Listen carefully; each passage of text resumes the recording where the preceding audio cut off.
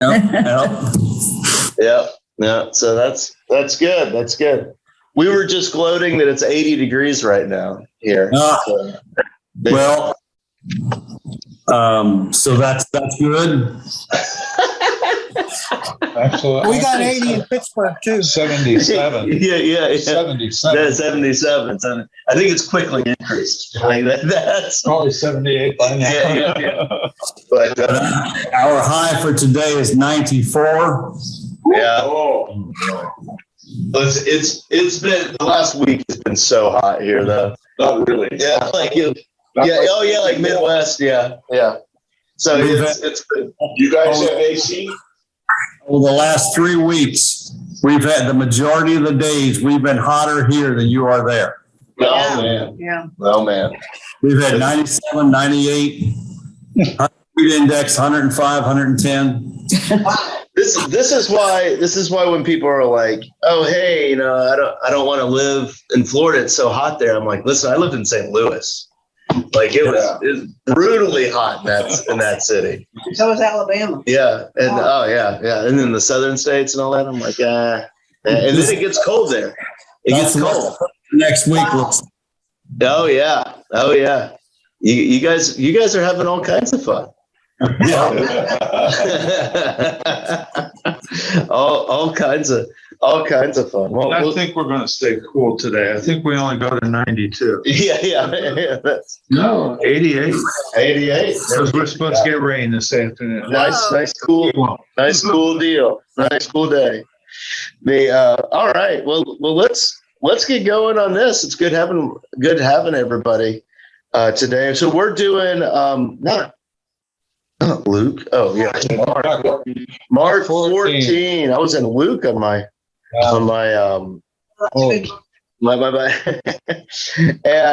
and so we're in Mark 14 today. We'll see how far we go. I'll get into this in case I forget. We will not have class for the next 2 weeks. I've had about enough of seeing all you guys, and we keep them in your government. yeah, that's kind of mutual. Yeah, it's kind of mutual. So it's the next 2 weeks. I'm just going to be gone both Thursdays. So that's we're going up. I will be here this Sunday. This Sunday definitely, but next Sunday I definitely will be here. I won't be here the next one. Don't spread that around too much. I try to hide it. But like so like the 9th I'll be here. Because everybody will show up because he's not. Yeah, exactly. Yeah. And they'll be out. They're traveling more than we do, and we retired. How does that happen? So we're going up right after the picnic. We're going up to Daytona, and so we're going to be there for most of the week, but come back for the new member class, and then and it's new member Sunday on the 10th, and then that week after that. That's that's kind of why the Thursday needs to be canceled. You just don't really know what's happening with your life. Yeah. That week we're talking about going up to Daytona again, but we may not. A few weeks ago, I kind of got home on that Monday, and I was like, all right, I got to do all this, and I got that little tinge of like, type of thing. I was like, we need to take. I just need to sit, and not do anything for a couple of days. so we're doing that. We're doing that, and so Look forward to it. Yeah, so That's called retirement. 2 weeks. This class won't be going on. Well, that's what you do at Daytona. You just sit there on the beach. Yep. That's the idea. But yeah, I also have jury duty in 2 weeks. So that's great. That's fun. I really enjoyed it. I know it's not bad doing it. It's just it kills the day. So well, it might kill more than a day. It may kill more than a day too. Like that's. It may be multiple days. So although they're not too apt to put people like me onto juries. Well, you gotta have those backgrounds. They won't even look at them. They say, don't come near us. Yeah. Well, they'd never put me on one either. No, I'd sit there all day waiting. Yeah. Yeah, they don't want to put. They usually don't want to put people like me I in was a there. firefighter and 911 supervisor. Yeah, yeah. Yep. So, all right. So, yeah. All right. We'll get into this. So, Mark chapter 14. Now, the thing that we have to look at is Mark chapter 13. Right before this is this kind of apocalypse chapter, and talking about basically it's like be careful of the power that you seek, type of thing. Like, they talked about what big buildings and all those things, and all this is going to come crashing down. And Jesus ends it with like the last 3 verses of chapter 13. I'll quick read for us. So, watch therefore, for you do not know when the master of the house is coming, in the evening, at the midnight, at the crowing of the rooster, or in the morning, lest coming suddenly he may find you sleeping. And so I wanted to read that rooster part. And then this last verse, I wanted to pay special close attention. And what I say to you, I say to all, watch. Right. So he does this whole thing where he's like, watch. And that word gets used again in this next chapter. And I think we're establishing a theme of people kind of not watching. Like that's and all of that. So when we did the sermon series, this one was actually it just failed me what we called it.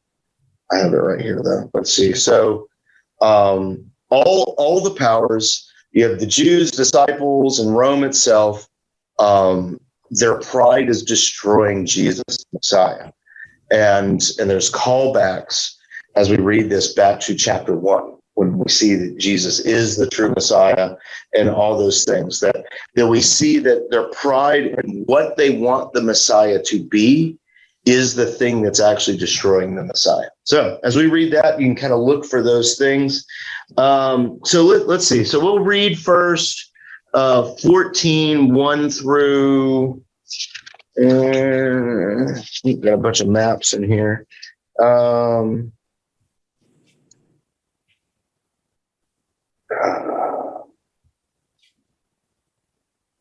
Where does this Bible split it up?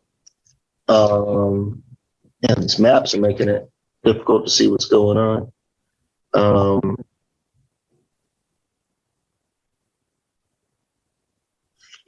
We'll do through 31. That'll work. Okay. So 1 through 31. I may stop it soon, but I don't think so. So we will see. So, all right. So we're going to share this screen. We're going to hit this button. We're going to hit that button. And then, boom. All right. And you guys on the Zooms, let me know if you can't hear it. Here we go. It was the Passover. And Let me start it over. after 2 days, it was the Passover and the Feast of Unleavened Bread. And the chief priests and the scribes sought how they might take him by trickery and put him to death. Not during the feast, lest there be an uproar of the people. And being in Bethany at the house of Simon the leper, as he sat at the table, a woman came having an alabaster flask of very costly oil of spikenard.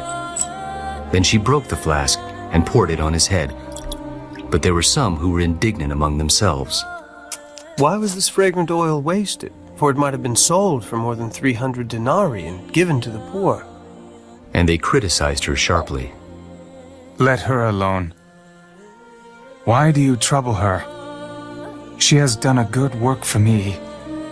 For you have the poor with you always. And whenever you wish, you may do them good.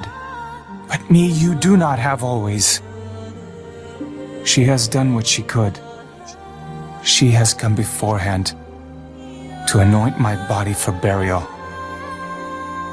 Assuredly, I say to you, wherever this gospel is preached in the whole world, what this woman has done will also be told as a memorial to her. Then Judas Iscariot, one of the 12, went to the chief priests to betray him to them. And when they heard it, they were glad and promised to give him money. So he sought how he might conveniently betray him. Now on the first day of unleavened bread, when they killed the Passover lamb, his disciples said to him, Where do you want us to go and prepare, that you may eat the Passover? And he sent out 2 of his disciples and said to them, Go into the city, and a man will meet you carrying a pitcher of water. Follow him. Wherever he goes in, say to the master of the house, 'The teacher says, where is the guest room in which I may eat the Passover with my disciples?' Then he will show you a large upper room, furnished and prepared. There, make ready for us."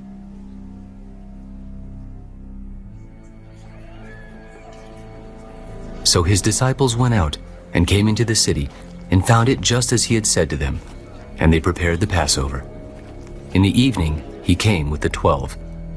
Now as they sat and ate, Jesus said, "Assuredly, I say to you, one of you who eats with me will betray me." And they began to be sorrowful and to say to him one by one, Is it I? Is it I? It is one of the 12 who dips with me in the dish. The Son of Man indeed goes just as it is written of him. But woe to that man by whom the Son of Man is betrayed. It would have been good for that man if he had never been born.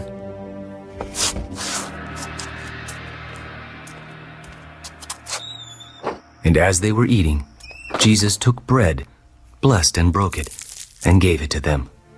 Take, eat. This is my body. Then he took the cup, and when he had given thanks, he gave it to them, and they all drank from it. This is my blood of the new covenant, which is shed for many. Assuredly, I say to you, I will no longer drink of the fruit of the vine until that day when I drink it new in the kingdom of God. And when they had sung a hymn, they went out to the Mount of Olives. All of you will be made to stumble because of me this night. For it is written, I will strike the shepherd, and the sheep will be scattered. But after I have been raised, I will go before you to Galilee. Even if all are made to stumble, yet I will not be. Assuredly, I say to you that today, even this night, before the rooster crows twice, you will deny me 3 times. But he spoke more vehemently.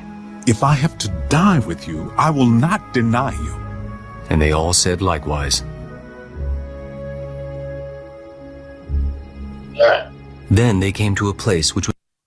Okay. Stop share. All right. So what stood out to everybody here? The stuff that we need to make sure Well, we. the rooster thing. The rooster thing? Yeah, that was pretty cool because Yeah. the rooster thing is said in chapter 13. Yeah.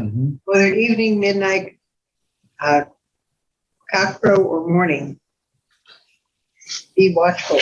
Stay at your post. Mm-hmm. So he's bringing up that rooster again, like that. That's kind of all happening. And what this tells me is it's good writing. Like you see that there's a pattern that's causing our brains to go, oh yeah, like in this grand warning of Jesus to stay away from the powers of the world, which is basically what 13 is kind of about. That he mentions that and he says it again, and then we're going to see it actually again when Peter actually denies. And so it's those good markers in us. It's like, oh yeah, I got it. So that's a good one. That's why I wanted us to go back to 13 because it's there. And then so what else stood out to anybody? The thing that surprised me is in the very last verse, even if I have to die with you, or disown you, and all the others said the same. I didn't remember that all the others were included. I thought just Peter was the one that was involved. Yeah. I used to make a big deal of Peter saying it, but yeah, that's interesting that they all said likewise. Yeah, like that. That's interesting. They're like, oh yeah. We won't do it either, type of thing, right? Well, do they say that Peter dictated to Mark this gospel? It's not said that. It's just kind of understood that this is probably Right. Peter's gospel. Well, I mean, that really shows humility from him, looking back in hindsight on the experiences. If he was relaying that to Mark to write, that it was all of us. Yeah. Or, I mean, not humility, like the reverse of that, I guess. It's a bit of arrogance. Yeah. Sorry. No, it was all of us. Yeah. Yeah. So what else stood out to you? And Oh, Mary Magdalene, of course. okay, the lady at the beginning.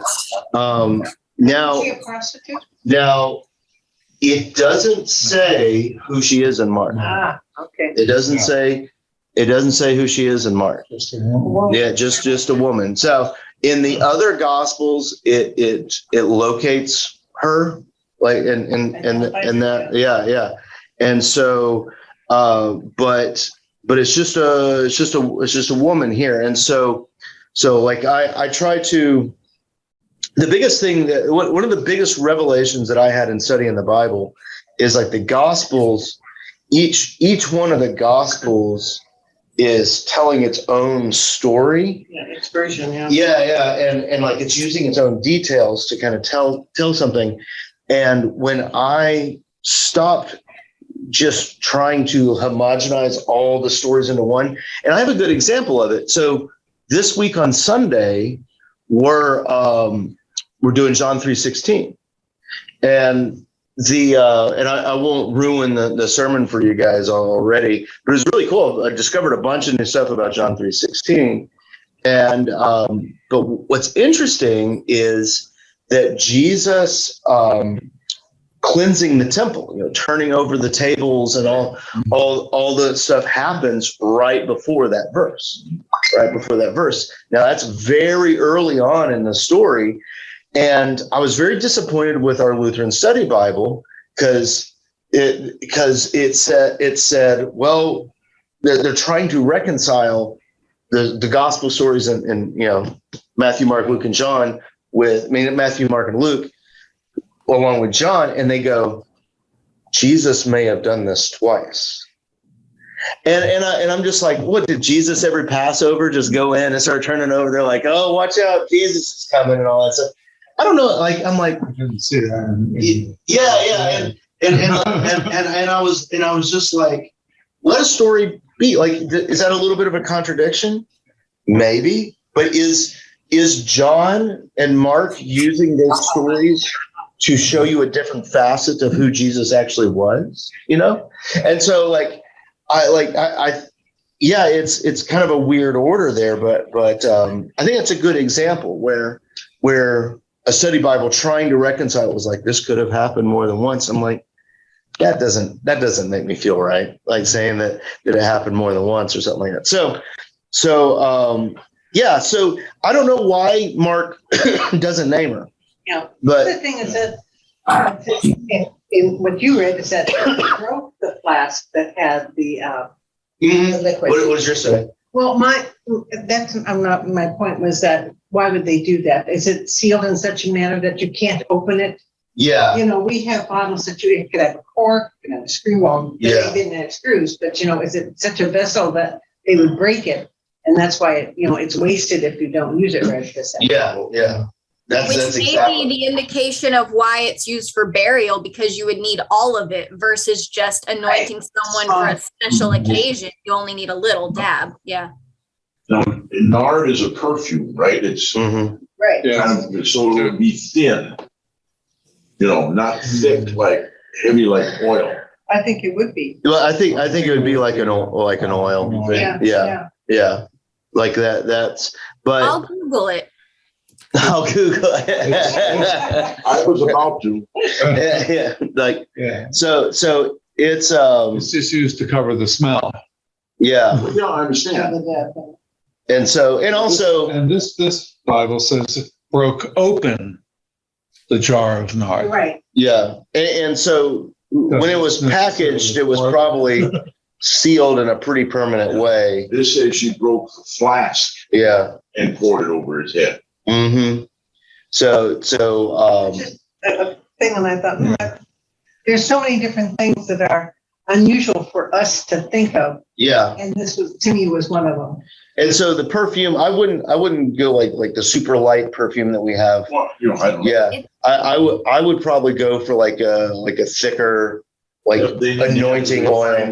It's made of a plant. It's made of a plant, so it may have been more juicy than we think if it's instead Juicy? of, or like just liquidy, like the juice of the plant, like instead of oil. Yeah. Like if you think about what it would mean to like get olive oil out of, like out of like doing all that. So you have, but we know by what they're doing that it was meant for burial, because that's what Jesus mentions, and all those things. And before we miss it, the first couple verses, notice what the chief priests are doing. The chief priests and the scribes, they sought how they might take him by trickery and put him to death, but they couldn't do it during the feast because they're spineless. Well, the crowds, right? They were scared of the crowd because of Passover.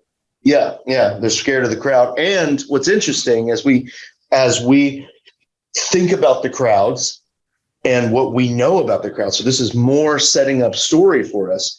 They're scared of the crowds, but it's ultimately the crowds crucify. They crucify him. Like that's just like any game of people. Somebody says, "Hallelujah." Well, then I'll say hallelujah. Yeah. Somebody says storm the Capitol. No. but there's a lot of groupthink that happens and stuff like that. That's like, we do all these things. And so, like that. So then they're at the house of Simon the leper. That's whenever Mark tells you a detail, it's kind of the point. So we remember Simon the leper from an earlier thing, that this guy who Jesus has healed, that they're there. So we're seeing that the scribes, they're definitely wanting to get rid of Jesus. They don't like him. And so they have this costly oil of spikenard is what the King James says here.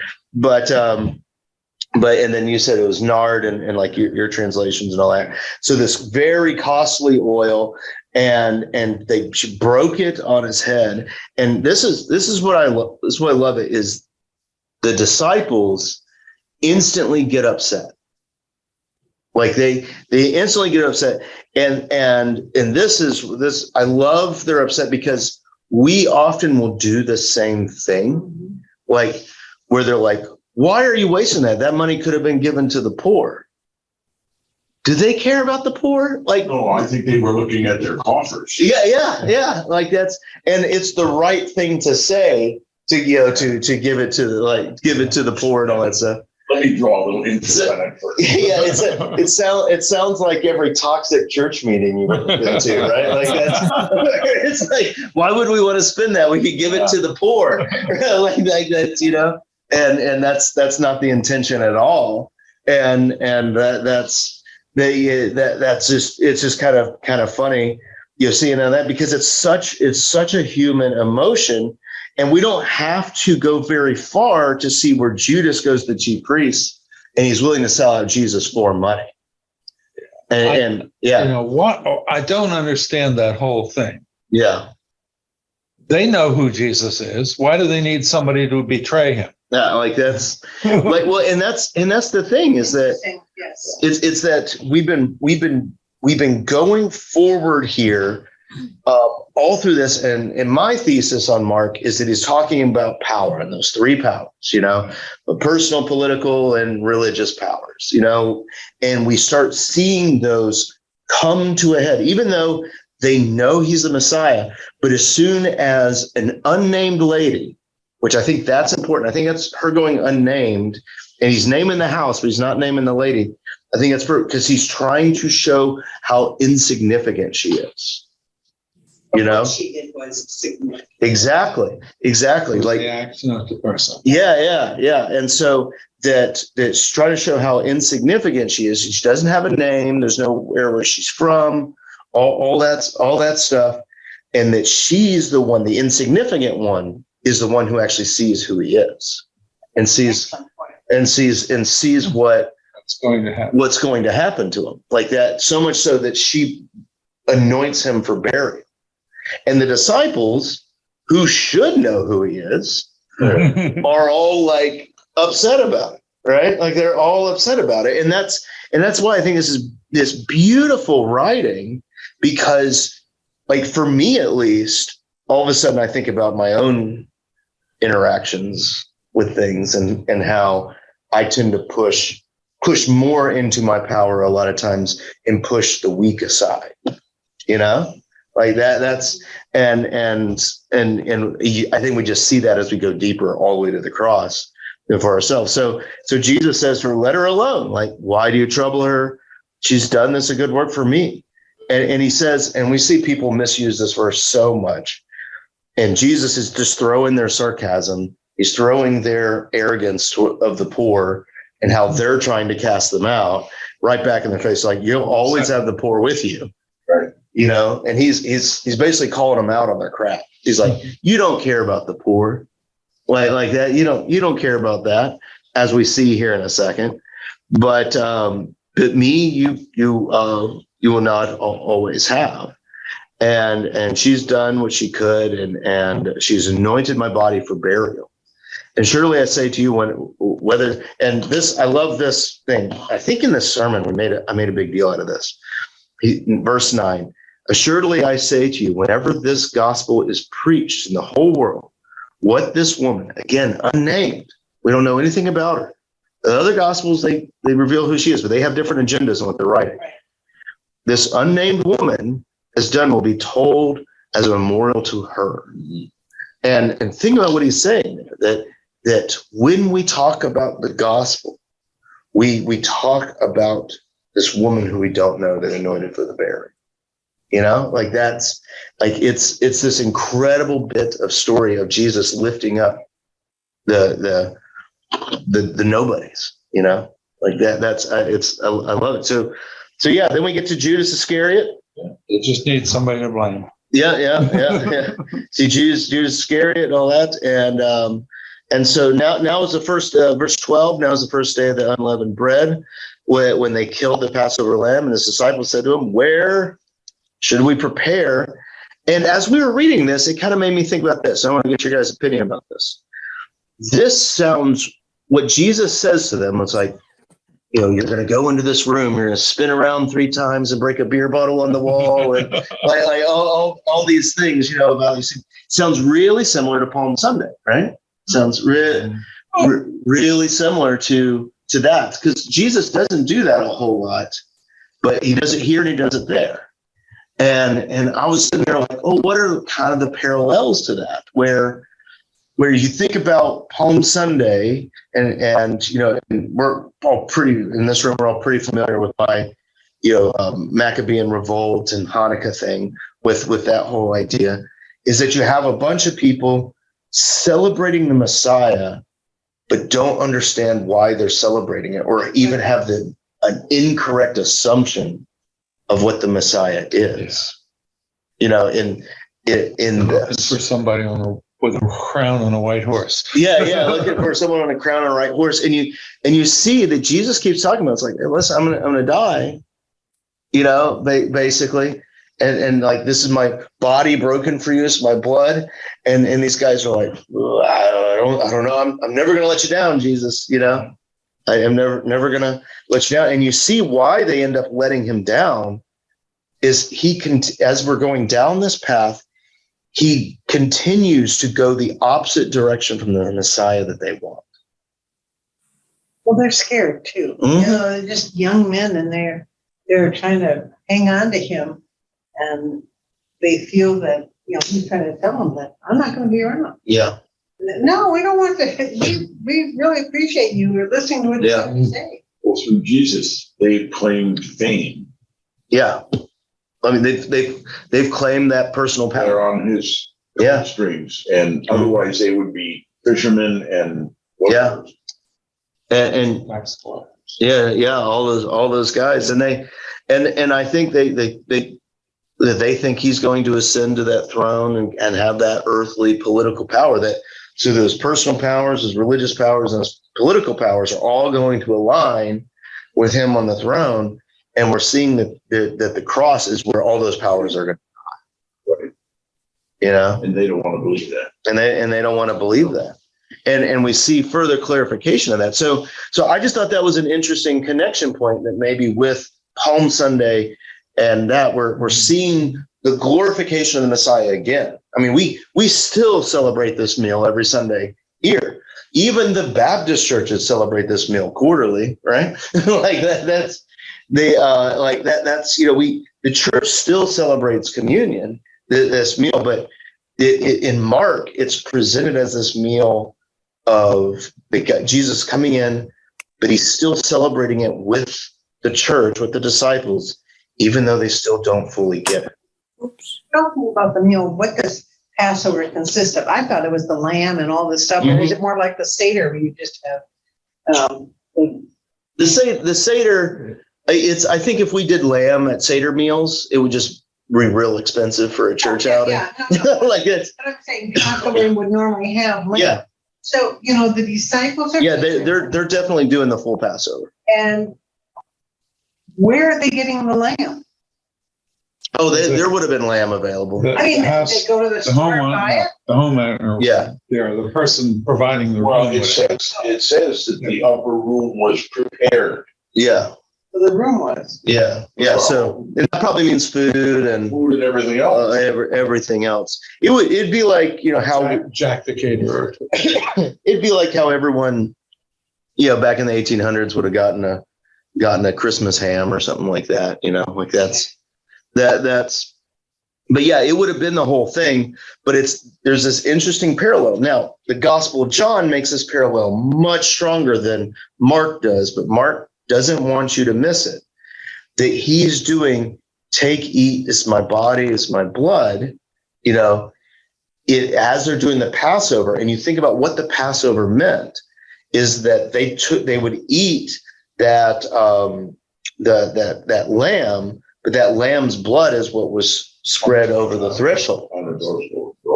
So he's combining this idea, and there's all these ideas of bread that go with manna and like all these deep Old Testament ideas that he's connecting to his death, and they and the disciples are just not seeing it, so much so that he's like, one of you is going to betray me. And they're just like, no. But like, I would answer the same way. Sure. Like if Phil is over here, is like, you're going to betray me. I'm like, I'm never going to betray you. Like that's, like that's kind of what we all do. It makes sense. Yeah. This translation is something completely different than I'm used to. Oh yeah. I'm used to the words from the disciples being, Lord, is it I? Oh, yeah. Yeah. And this one says, surely not I. Surely not I. Yeah. Each of the 12 and surely not I. Surely not I. I mean, it's basically the same thing. The King James has a way of, the King James is actually a very good translation. It's just not our language anymore. Yeah. Like it's because they would take colloquialisms, like they would take these things that would have been said and turn them back into other, so like that, is it I? It's much more personal than, like what did yours say again? Surely not. Surely not I. Like that's.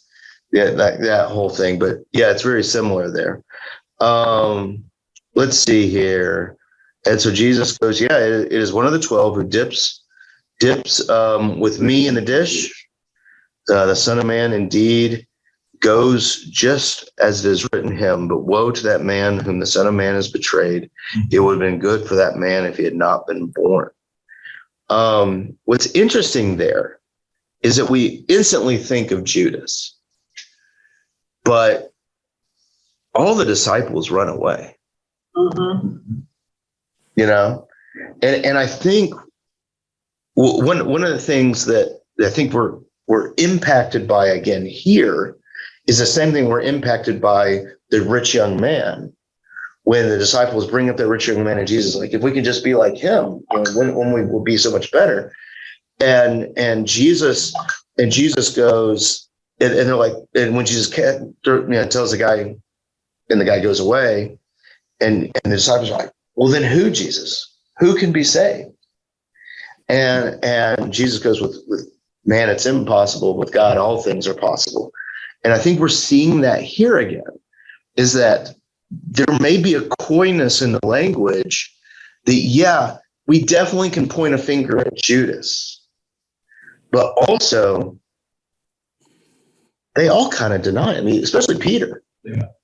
They all kind of deny him, and they all kind of betray him a little bit.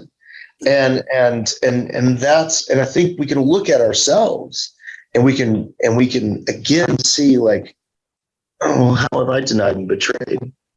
And we see again Jesus calling for, with God all things are possible with salvation. And so it's there's definitely a lot of Judas stuff there, but there's also, I think you get a little tinge of, it sounds a little bigger than that. It sounds a little bigger. And he's talking about his in 27 to 28. I just read it about 3 times, and all of a sudden it went like, wow, why didn't they understand that? But after I am raised up, I will go ahead of you, leading the way to Galilee. He was telling about their death, his death, and you're going to all just fly away. But look how many times Jesus told it, and these disciples were in a cloud. Yeah. They had no clue what was going on. None. Yeah. I guess we're like that too. We just go about our daily thing, and it hits us later. Maybe, oh my gosh, I should have done something, or that was right. Yeah. So he institutes that Lord's Supper and all that stuff, and talks about, we'll either get into the kingdom of God. Now, what's interesting there is, like, that seems to be a strong crucifixion, resurrection narrative there. And here's what's interesting. And Judy, I had forgotten about this. I'm glad you just said that. Verse 28, where he says, but after I've been raised, I will go to you before Galilee. So he's talking about how they're all going to let him down. Right. They're all going to do all these things. Now, if you remember, let's turn to Mark chapter 16 real quick. Mark chapter 16, verse. We'll look at 6 and 7. 6 and 7 here. Don't be afraid. Yeah, he said to them, do not be alarmed. You seek Jesus of Nazareth, who was crucified. He is risen. He is not here. See the place where they laid him. But go tell disciples and Peter.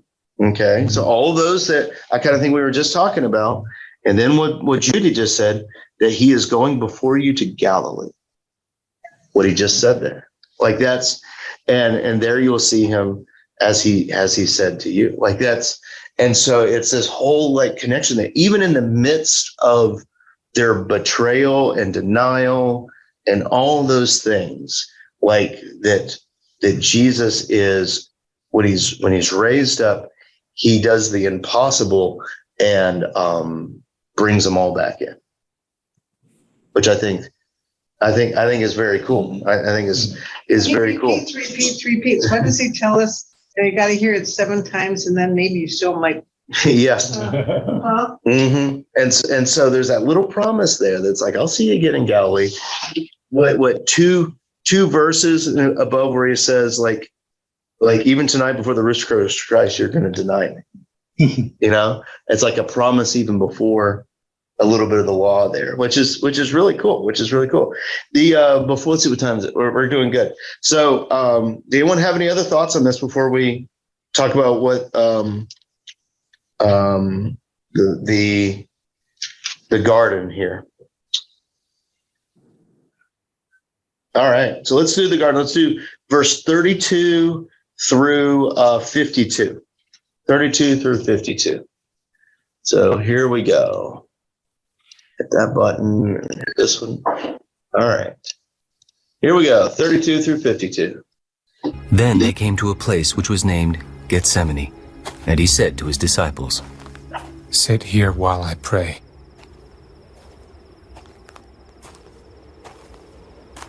And he took Peter, James, and John with him, and he began to be troubled and deeply distressed. My soul is exceedingly sorrowful, even to death. Stay here and watch.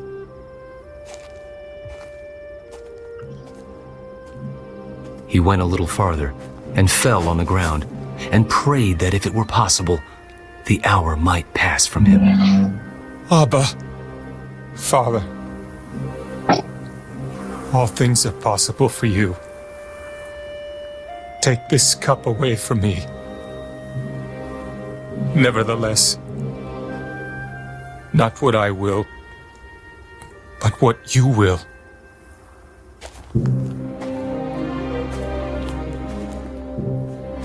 Then he came and found them sleeping. Simon, are you sleeping? Could you not watch 1 hour? Watch and pray, lest you enter into temptation.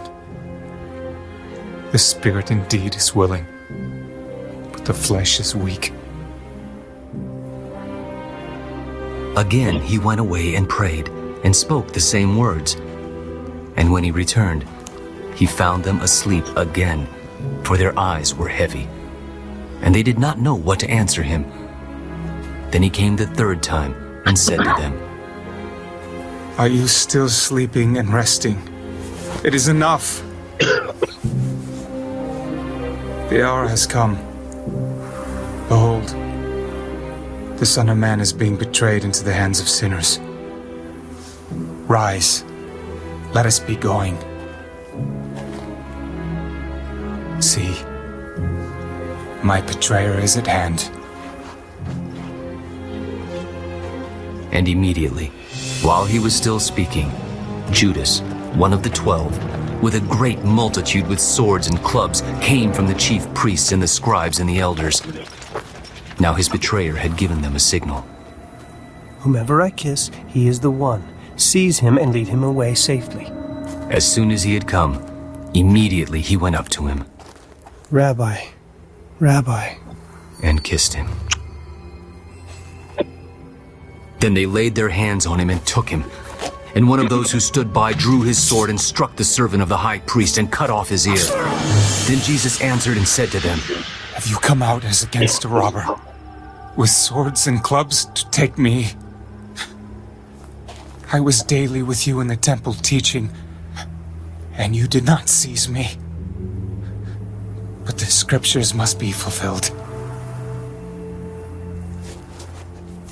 Then they all forsook him and fled.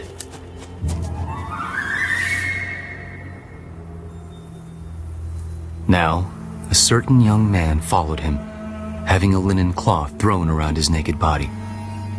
And the young men laid hold of him, and he left the linen cloth and fled from them naked. Never understand. Like that's the strangest one. What you call that?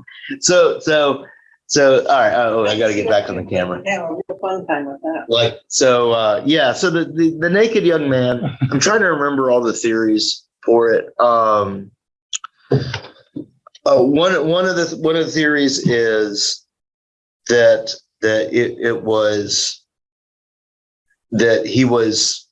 It's like everyone has been laid bare, like all of their emotions and wantings and desires. There's nothing hidden anymore. There was a theory also that this is the angel in the tomb. That's what this My Bible says. footnote says it was thought to be Mark himself. And Mark himself, that's another one of the theories that he kind of ran away naked there. Like you can tell that it has kind of at the arrest of Jesus, it's almost, it has a sense, like an emotive sense of us all kind of being just wide open. There's nothing protecting us, all there too, like that's, and also think about like the last time nakedness played a big role in the Bible was like with Genesis, with they were naked and felt ashamed. And then they felt shame when they sinned. Mm-hmm. And so like you have this kind of subtle pricking of past emotions and remembering. And okay, Judy? I got spots. They drive me crazy. That's why I close my eyes. Is it okay? yeah. So I kind of wanted to talk about through the prayer a little bit. Well, so did anything stand out besides that? We just all kind of started talking about like stuff and that's good. What, anything else stand out to you from the prayer and the arrest? It's just like all of them that, they pray and then they fall asleep. Yeah. Like, there's some humor to this too, amidst all the tragedy, because they just had Thanksgiving dinner. Yeah. With all the wine. Yeah. All the wine. And then Jesus, like, let's go pray outside.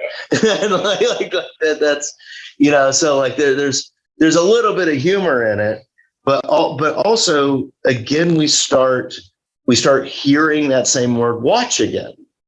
So that came from the end of chapter 13 there. And we're getting the roosters. I mean, right after where we stopped reading is where Peter denies Jesus with the rooster and all of that. So watching and the roosters all here and they can't do it. And also what I think is interesting is what Jesus quotes. So they go out to pray. And so he's like, my soul is exceedingly sorrowful, even to death. Stay here and watch. And then he went a little farther, and in his prayer is, Abba, Father, all things are possible for you.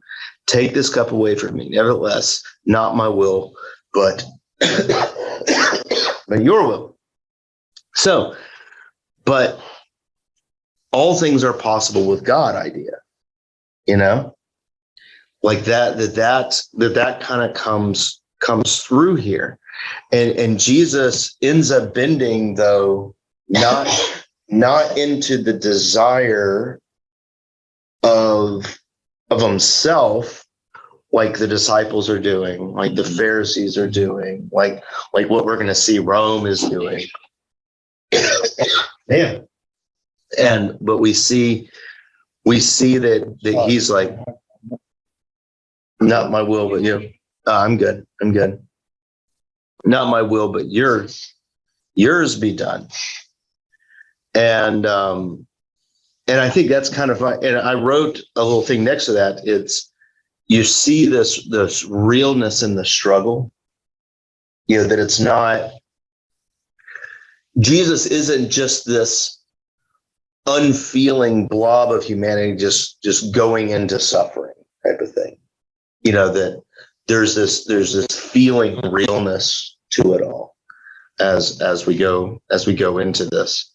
And then, he finds them sleeping. And again, he says, watch, which is kind of talking about those powers all coalescing into chapter 13. And he's saying those same things to Peter. And we see that Peter ends up trying to guard his power later, that he kind of loses his watch around that coals. And we see that they kind of lose it they lose their power and the ability to watch when the young man escapes naked and all those things. And I thought it was interesting at the end here. So he does that 3 times, which is important. This thing happens 3 times. And then he says, the hour has come And that's apocalyptic language. And the hour has come. And behold, the Son of Man is betrayed into the hands of sinners. So rise and let us be going. See, my betrayer is at hand. Now, this is what's interesting. And this is what made me go back to, like, yes, when we looked at when he's talking about one of them is dipping the bread in his my betrayer. Like this is obviously talking about Judas, but it's also kind of talking about all of them too. Because you see in verse 50, it says they all forsook him and fled. Wait, so yes, it's Judas. It's 100% Judas. But it's like that betrayer thing is kind of a wrapping around all of them, right? And you can see the beginning of the betrayal of Peter and it doesn't name Peter here. And we think Peter's kind of saving face a little bit because I do think that this is Peter's gospel. Mm-hmm. But when he goes, someone that was standing, I don't know who was standing there, picked up a sword and cut that servant's ear off. Does it say the ear? Yeah. Cut off the ear. And Jesus doesn't heal it in this one either. In other gospels, he heals it. And Jesus, and I heard you made like a little, like a grunt sound during this, when he says, like, why have you come to me like a robber? I've been around you every day. Yeah. And now you come and do it at darkness. I don't think he says darkness, but we know that's what's going on. I was with you every day, and now you come now. Like, yeah, it's all right. But we know this is all how it had to be. And they all ran. And they all ran. And we come back to that naked guy. So yeah, I mean, that's probably a good place for us to not, because it just kind of continues to ramp, and we don't have enough time to kind of go through the next little bit. So I don't know. Anyone else have any other thoughts about this? Because they didn't see a word. I know. Well, I just think about these different prophecies being fulfilled in these moments, and it just leaves so many more questions than answers too, because, obviously the free will predestination discussion, but also just recognizing that there might be something that was taken for granted by all the gospel writers about this whole backhanded thing that Judas did, that they would have just assumed readers would have known maybe. And so why we're not getting any historical account of that part of it. Because it just seems like we were saying earlier, they knew where Jesus was most days. He was in the temple, or he was, wandering around. It wasn't like he was hiding usually. Yeah. On purpose. So there must be something else we just don't have information about, right? Well, and I think it goes back to the beginning of 14 that they didn't want to do anything during the feast lest there be an uproar of the people.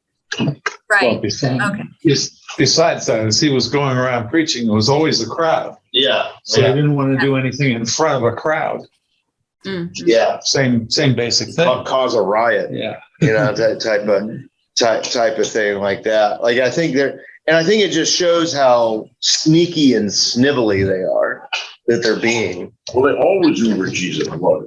Yeah. Because every time he opened his mouth, they wanted to figure out some way to counteract what he was saying. Yeah. And that's what I think is interesting about this whole section here, as we get to the cross, just the erosion of what I think our sinful desires want out of the Messiah.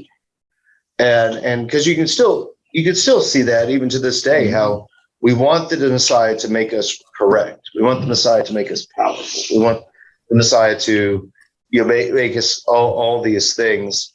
And it's just as we walk to the cross, to the story, you see just the erosion of that.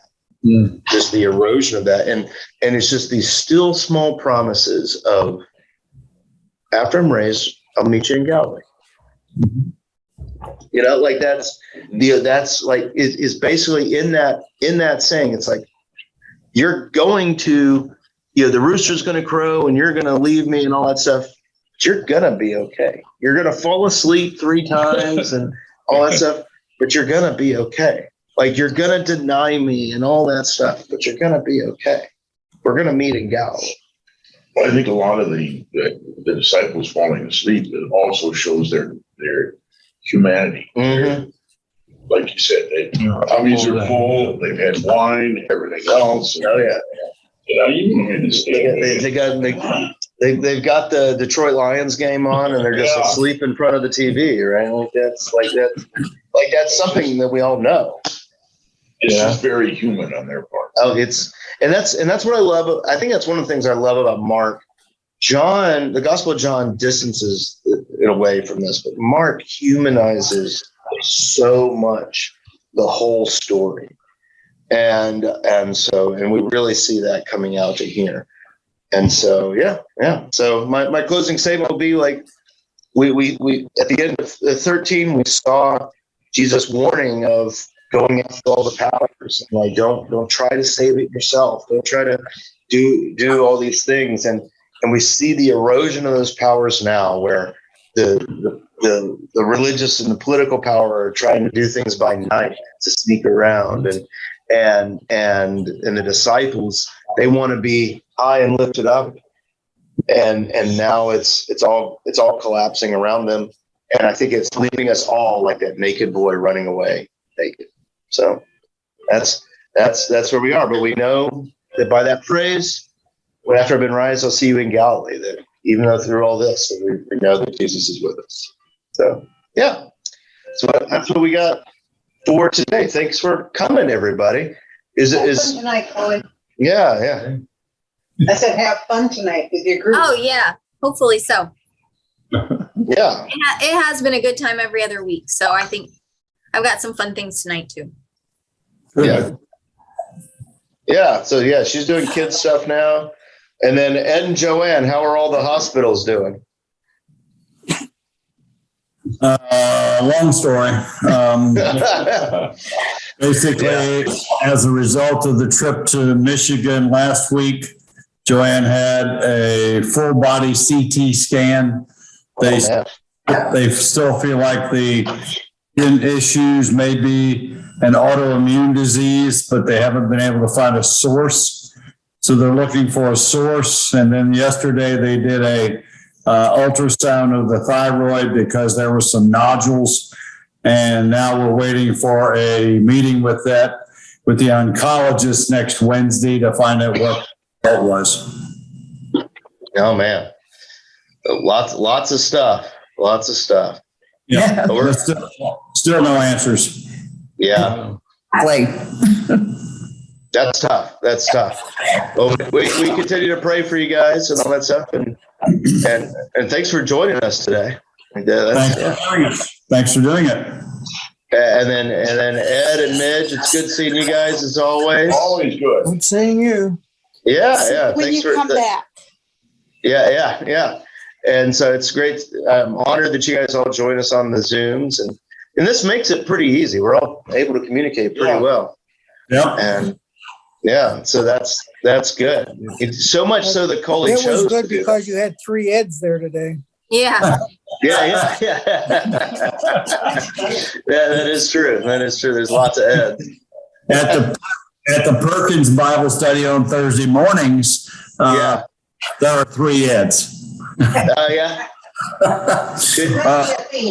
Did they figure out their sound for that?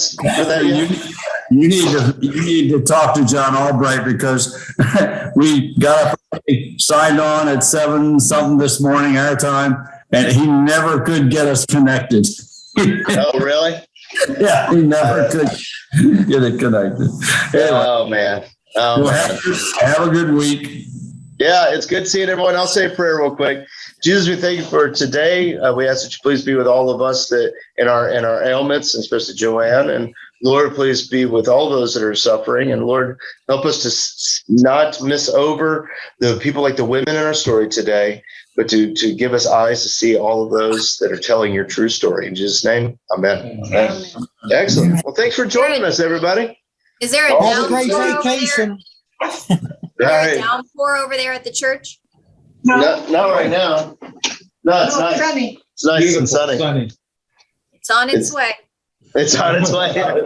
Oh, Yeah. good. We're getting rain at home? Yeah. Yep. See ya. All right. See ya. All right, take care. My eyes are doing a little